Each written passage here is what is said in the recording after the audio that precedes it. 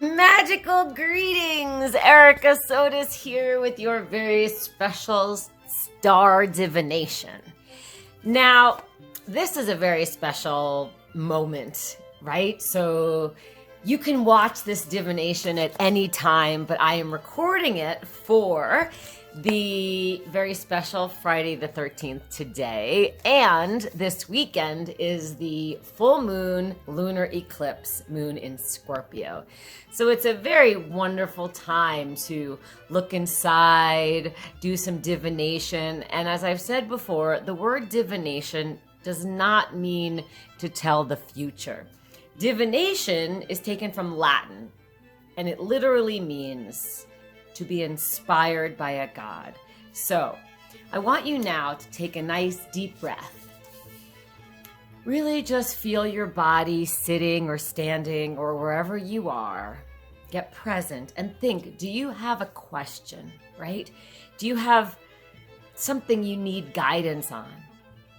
Right? We are now in eclipse season, right? So this is a wonderful time to shed the past and open new pathways in our lives. And it's Mercury retrograde, and I love Mercury, right? He's the magician, he's air, and I actually really like Mercury a lot. So you are going to choose one of these 4 constellations. Now, I chose constellations because, well, I wish I became a scientist, and sadly, I didn't. I love being a magician, don't get me wrong. Best job in the world. But I love watching stars. Any star nerds up there? I mean, I could just sit there for hours working to find constellations in the sky. So I'd like you now to choose from one of these 4 constellations. Cassiopeia. I drew them. I'm sorry if they're not perfect. Cygnus. Right, this is the constellation Cygnus. This is the constellation Lyra. And Draco. Right? So which of these 4 constellations do you feel drawn to right now? I'll show you again. Do you want to choose Cassiopeia, Cygnus, Lyra, or Draco? Right? Do you have it? Great. Now trust yourself. Now that you have your chosen constellation, I am going to give you the meaning of your constellation that you chose with your own psychic power. Now, if you chose Cassiopeia, I'm going to tell you what this means, but first, I want to tell you the story of the constellation Cassiopeia. Now, all of these constellations, many of them, are also seen in other cultures. They have different stories, different names, but the most popular stories here in our culture are from Greek mythology. So, Queen Cassiopeia was very, very vain. She thought she was so beautiful and amazing and fantastic. She bragged constantly about her gorgeousness and the beauty of her daughter, Princess Andromeda. She even said that she was more beautiful than the sea nymphs and her daughter more beautiful than the Nereids. I'm sorry if I'm saying that wrong. The Nereids. Now, Poseidon of the sea got very angry because, of course, nobody could be more beautiful than the Nereids and the sea nymphs. And so he ordered, or somebody ordered, Andromeda, maybe Cassiopeia was fine with this, which is also a little bit strange. She tied her daughter Andromeda up to a rock, and the sea monster was going to eat and kill her daughter. But luckily, Pericles swooped in and saved Andromeda. Now, this is the story of Cassiopeia, and Cassiopeia is in the sky. She's upright for part of the year, and for the other part, she's upside down, and that's her punishment. They say that she's clinging to her throne upside down in the sky. Now, if you chose Cassiopeia in our divination today, then now is the time, my friend, for you to really think, what quality about yourself do you love, do you think is really fantastic, but maybe it isn't? maybe it's time for a change. Maybe there's a habit or a pattern or a way of being or something that you do that you developed, right, from a place which was a way of coping, right? Often when we're younger and we're in difficult situations, we develop these patterns, and we have them when we're older, even though they're not actually helping us. And, here we are at this time in eclipse season. This is a perfect time for you to really do some shadow work and let things go, right? Do some shadow integration. Really let something go, especially something you think might be benefiting you. Because when you do, the next phase of your life will be even more empowering, magical, and healthy. If you chose Cygnus as your constellation today. Now, Cygnus, there's many different stories, even within Greek mythology. But the story I'm going to tell you today is the story of Cygnus and his friend. They were on their chariots having a race, and they got way too close to the sun. So they had to abandon their chariots, and they fell to earth. Now, Cygnus came too, but his friend was gone.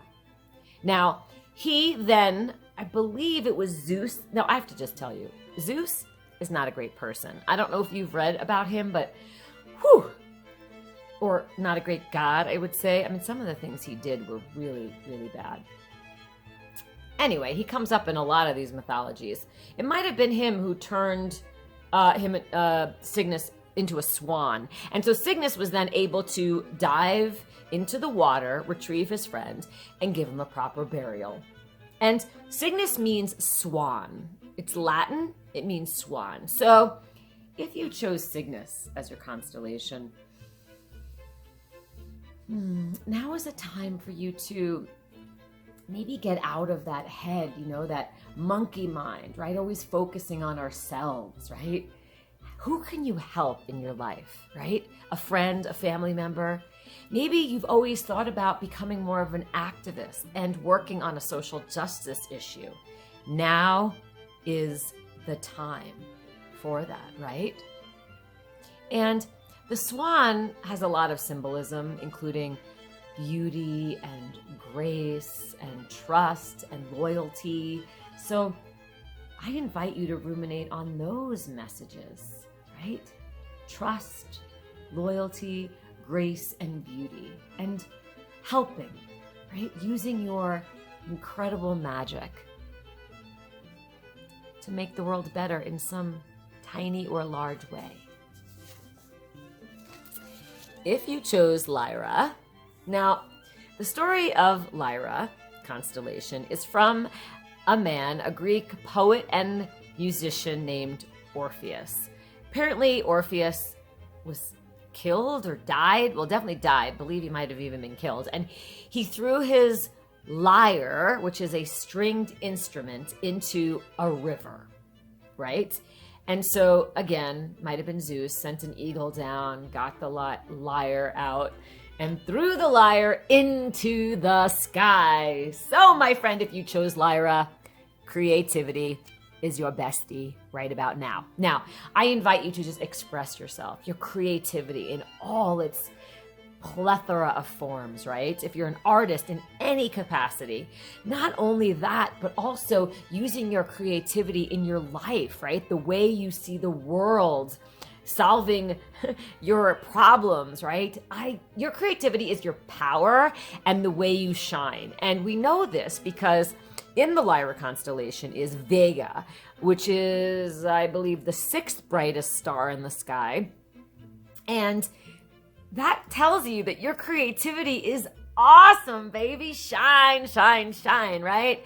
Say an affirmation, I shine as my creative, fullest expression, right? Really, I'm telling you, if you chose Lyra, we need your creativity right about now.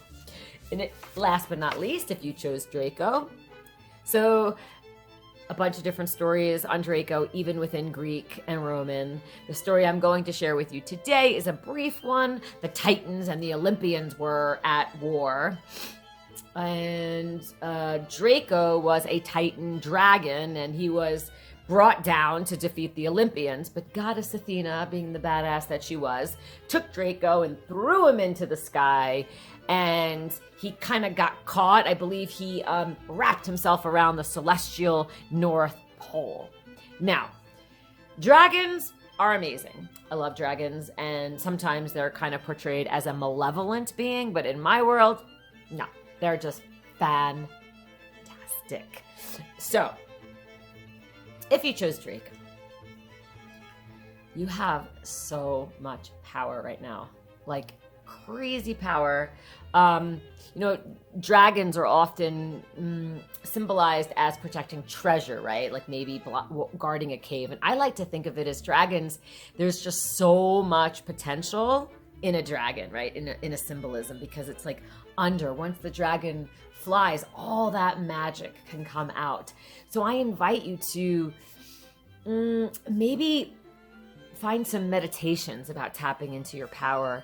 Stand in power positions and say powerful affirmations, right? I am growing in my power, courage, and strength every day. I get it. You may not feel this. The world has quite a bunch of stuff going on that's not so great, but you have the power. You have the power in your world right now to create what you want. And also, not only that, my friends, but the power to make positive change in the world for these issues that you may see, right? So if you chose Draco, awesome. Now, I really invite you to apply your medicine, whether it was Cassiopeia, letting go, Cygnus, being of service, Lyra, creativity, and Draco, power. Yeah, I like those words. Lyra, creativity, Draco, power, Cassiopeia, letting go, and Cygnus, service. Maybe if you're looking for a word, a mantra for the rest of the month, you can do that. And I really hope that you received a bit of helpful support, inspiration, and guidance at this time, and that you can take that medicine into your life and expand and experience more magic every day. And I wish for you a magical, merry, enchanting Friday the 13th, full moon, lunar eclipse, Mercury retrograde. Thank you so much for watching this divination. And until next time, peace. Erica Sotis, out.